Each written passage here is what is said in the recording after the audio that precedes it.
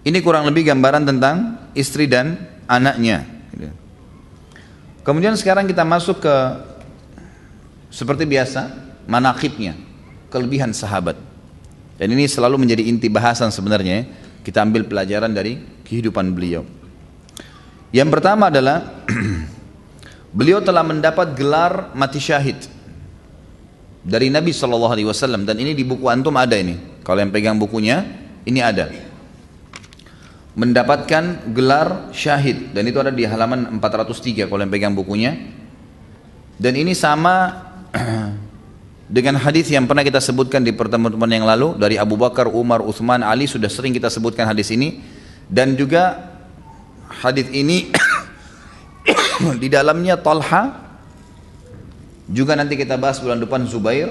Insyaallah setelahnya kita akan bahas Sa'ad bin Abi Waqqas. Ini semuanya masuk dalam sabda Nabi ini. Waktu Nabi SAW berada di Gunung Hira, beliau sempat mengatakan waktu itu goncang, uskun Hira fama alaika illa nabiyyun aw siddiqun aw syahid. Tenanglah wahai Hira, karena di atasmu hanya seorang nabi, siddiq, dan orang-orang yang akan mati syahid. Waktu itu di atas gunung ada nabi, ada siddiq dikenal dengan Abu Bakar, kemudian ada Umar, Uthman, Ali, Talha, Zubair, dan Sa'ad bin Abi Waqqas. Berarti semuanya dapat julukan syahid. Semenjak mendengar hadis tersebut, Talha bin Ubaidillah semangat luar biasa. Ini yang saya bilang tadi ya, ciri khasnya sahabat nih. Semenjak Nabi sampaikan tentang fadilah mati syahid dan dia juga akan syahid karena dia hadir di gunung waktu itu, waktu Nabi sebutkan, semenjak waktu itu tidak pernah dia ketinggalan peperangan Nabi SAW. Dan kalau perang selalu di depan. Talha dan Zubair ini dua ciri khasnya luar biasa. Nanti kita bahas itu luar biasa dalam peperangan. Pengorbanannya luar biasa. Kalau begitu takbir jihad, mereka berdua paling pertama. Sampai nanti kita pelajari masalah Zubair bin Awam. Saya waktu baca hampir netesin air mata, bagaimana luar biasanya. Dia bertemu dengan pasukan Romawi 250 ribu sendirian. Dia masuk mendobrak pasukan tersebut terus sampai ke ujung, baru dia kembali lagi sendirian. Itu luar biasa. Dan Talha bin Ubaidillah ini teman dekatnya dia, dan selalu begitu mereka berdua ini. Pekerjaannya kalau sudah jihad selalu paling pertama menyerang musuh. Walaupun musuh-musuh teman-teman yang lain masih pada di belakang, mereka lebih cepat memicu kudanya dan selalu di depan untuk mendobrak agar pasukan mujahidin bisa masuk. Ini ciri khas yang luar biasa dari pribadi-pribadi yang pemberani seperti ini, karena dia sangat yakin dengan janji Nabi SAW akan mati syahid. Jadi sengaja dicari gitu, sengaja dicari. Bedakan sama kita, subhanallah, dengar jihad masuk di bawah kolom, atau pura-pura tidak dengar, ganti beritanya kalau masalah jihad gitu. Padahal jelas-jelas mati syahid, masuk surga tanpa hisab, nggak dicuci lagi badannya, nggak dimandiin, nggak dibersihin kotoran, dikubur dengan pakaiannya. Tidak ada fitnah kubur, nggak ada mungkar nakir tanya siapa Tuhanmu, nggak ada lagi, nggak ada fitnah kubur. Hubungannya di taman dari taman surga. Dibangkitkan hari kiamat, keluar dari darah yang menetes lebih wangi dari bau kasturi. Nggak ada lagi timbangan amal, nggak ada lagi timbangan amal hari kiamat, sudah nggak ada. Orang sibuk ditimbang amalnya, ketakutan, nggak ada ini. Mujahidin tidak ada, syahid tidak ada. Kemudian juga bisa memberikan 70 syafaat keluarganya, tinggal tunjuk kamu ikut saya. Yang penting muslim, masuk surga. Ahli maksiat, itu juga ulama mengatakan walaupun ahli maksiat, selama dia tidak ada indikasi kekufurannya, kalau keluarganya syahid menunjuk, Allah ikram, hormati yang mati syahid untuk menunjuk dia. Sampai para sahabat kalau mau masuk medan perang saling mewasiatkan, kalau kau mati duluan jangan lupa saya. Gitu. Dia juga bilang, kalau saya mati duluan saya akan tunjuk kamu salah satu dari 70. Bayangkan tuh, saling mewasiatkan mereka. Mau mati syahid, nggak sembunyi di bawah kolom. Itu luar biasa. Dan mereka masuk surga tanpa hisab, serta masuk surga tertinggi Firdaus, gitu kan, bersama dengan para nabi-nabi. Mereka tahu itu. Maka Talha radhiyallahu anhu ciri khasnya mencari syahada itu, cari itu. Kemudian ini julukan yang pertama ya, dia mendapatkan syahid. Ini manaqib, artinya kelebihan yang Allah SWT berikan kepada beliau. Kemudian yang kedua adalah Talha memiliki ada 3 julukan. Burung elang di Uhud, disilakan burung elang. Burung elang ini sampai sekarang ya, memang punya ciri khas sendiri. Kalau teman-teman belum tahu, di Timur Tengah itu, di daerah padang pasir, yang paling gemar dipelihara adalah burung elang gitu. Karena burung elang ini punya tatapan mata yang tajam, dan ternyata dia sangat patuh kepada orang yang memberinya makan. Ciri khas burung elang begitu, gitu kan. Ini diberikan kepada Talha. Jadi ada 3 kelebihan sekaligus, tapi ini semua bersatu. Saya akan sebutkan kisahnya di perang Uhud. Burung elang di Uhud, kemudian juga perkataan Nabi SAW untuk Talha, kamu adalah Talha al-khair, Talha yang paling baik di antara semua sahabatku. Kemudian juga yang ketiga adalah julukan Nabi SAW kepadanya mengatakan, siapa yang ingin melihat syahid yang kita pasang dalam flyer-flyer kita itu, siapa yang ingin melihat orang yang mati syahid tapi masih hidup, ini orangnya, Talha bin Ubaidillah ditunjuk. 3 julukan ini, 3 kelebihan ini semuanya didapatkan dari Uhud. Saya akan nanti sampaikan ceritanya ya. Kita pending dulu ceritanya karena itu nanti akan masuk dalam inti-inti bahasannya. Kelebihan yang keempat, manaqib yang keempat adalah beliau salah satu dari 10 sahabat yang dijamin masuk surga.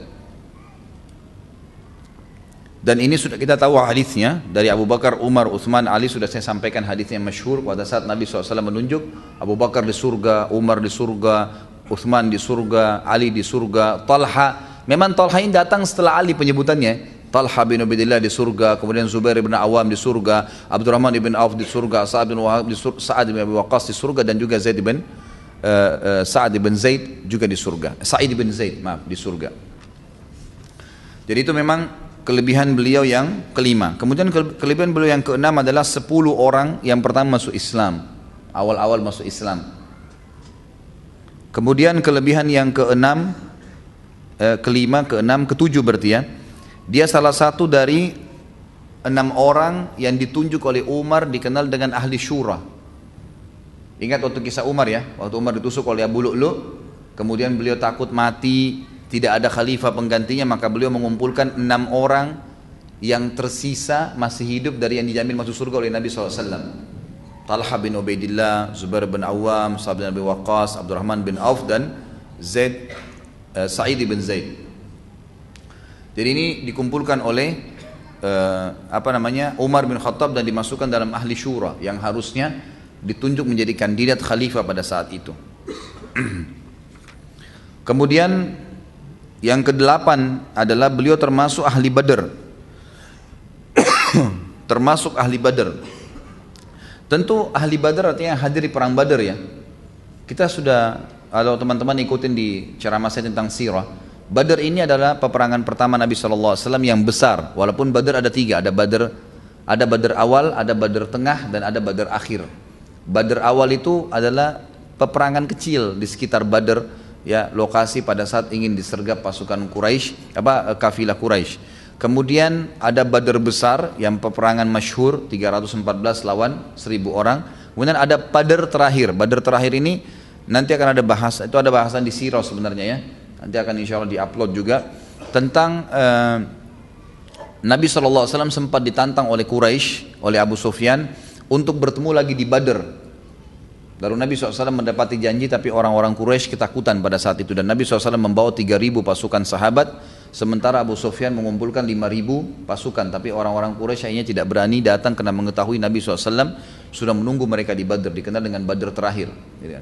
Tapi ringkas cerita, Badar puncaknya adalah Badar tengah tadi, Badar yang dihadiri oleh Nabi SAW dan dari peperangan, gitu kan.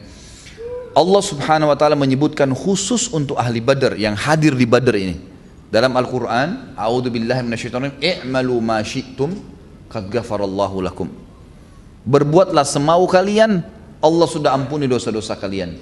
Khusus yang hadir di Badar. Setelah Badar pun kalau ada di antara mereka buat maksiat, tetap sudah Allah ampuni. Khusus yang hadir di Badar. Ini fadilah khusus orang Badar. Sampai pernah ada sahabat, saya lupa namanya ya, tapi pernah hadir di Badar waktu itu. Subhanallah, dengan berjalannya waktu di zaman Umar bin Khattab masih hidup dia, sempat lemah imannya minum khamar.